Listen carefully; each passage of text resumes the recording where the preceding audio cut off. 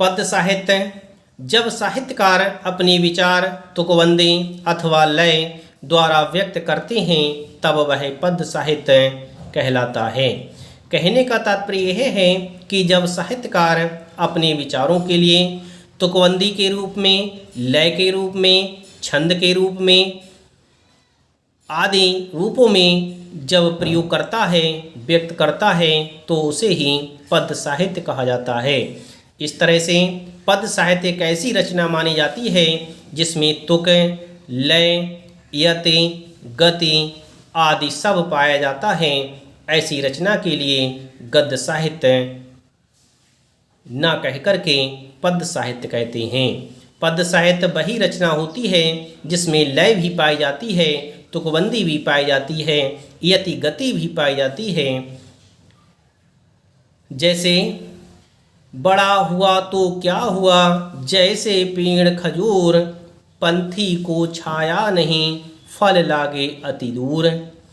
गुरु गोविंद दो खड़े, काके लागू पाए, बलिहारी गुरु आपने, गोविंद दियो मिलाए। इस तरह से इसमें तुकबंदी तथा लय का वर्णन किया गया है, इसीलिए इसे पद्य साहित्य कहा जाएगा।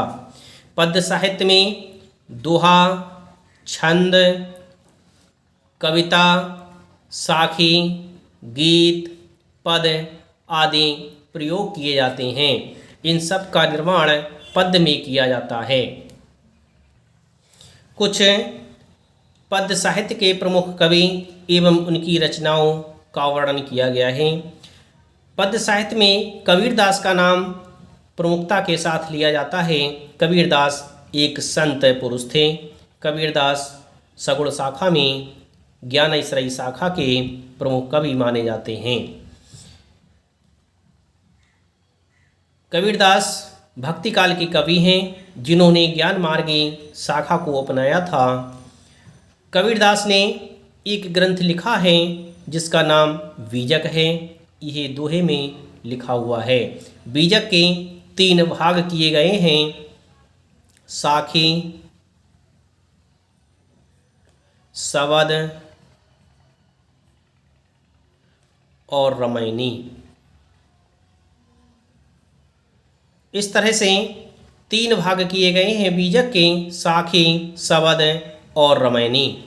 तुलसीदास भक्ति काल के प्रमुख कवि माने जाते हैं जिन्होंने राम भक्ति शाखा को प्रमुखता के साथ चलाया था। इन्होंने भगवान राम के चरित्र का अपनी रचनाओं में बहुत ही सुंदरता के साथ वर्णन किया है।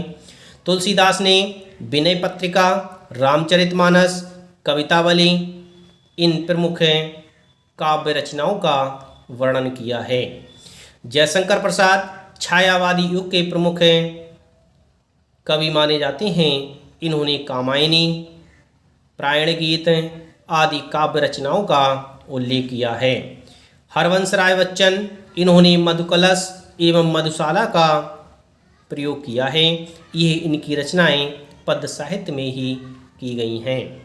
रामधारी सिंह दिनकर छायावादी युग के प्रमुख कवि माने जाते हैं।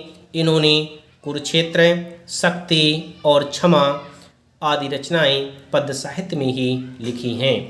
इस तरह से मैंने आपको पद्य साहित्य और गद्य साहित्य के विषय में बताया कि पद्य साहित्य किसे कहते हैं और गद्य साहित्य किसे कहते हैं। अब मैं आपको व्याकरण के विषय में पढ़ाऊंगा कि व्याकरण किसे कहते हैं।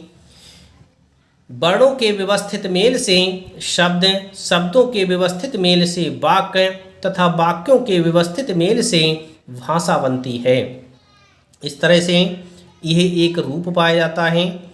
वर्णों को यदि हम व्यवस्थित रूप से लिखते हैं तो शब्द का निर्माण होता है, और यदि हम शब्दों के लिए व्यवस्थित रूप प्रदान करते हैं, शब्दों को व्यवस्थित रूप में लिखते हैं तो वाक्य का निर्माण होता है, और वाक्यों को व्यवस्थित रूप से लिखने से भाषा का निर्माण होता है।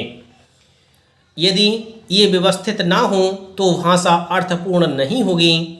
किस वर्ण, शब्द तथा वाक्य का प्रयोग कहाँ और कैसे करना है, इसका ज्ञान व्याकरण कराता है, अर्थात व्याकरण भाषा के नियम निर्धारित करता है।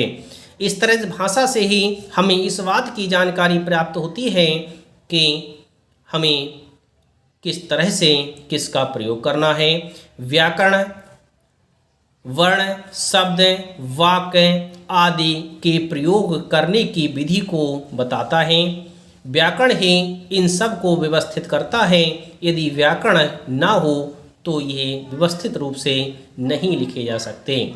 हमें यदि व्याकरण का ज्ञान ना हो तो हम इनका व्यवस्थित रूप से प्रयोग नहीं कर सकते। इस तरह से कहा जा सकता है कि व्याकरण वह शास्त्र है जो भाषा के शुद्ध रूप व प्रयोग का ज्ञान कराता है।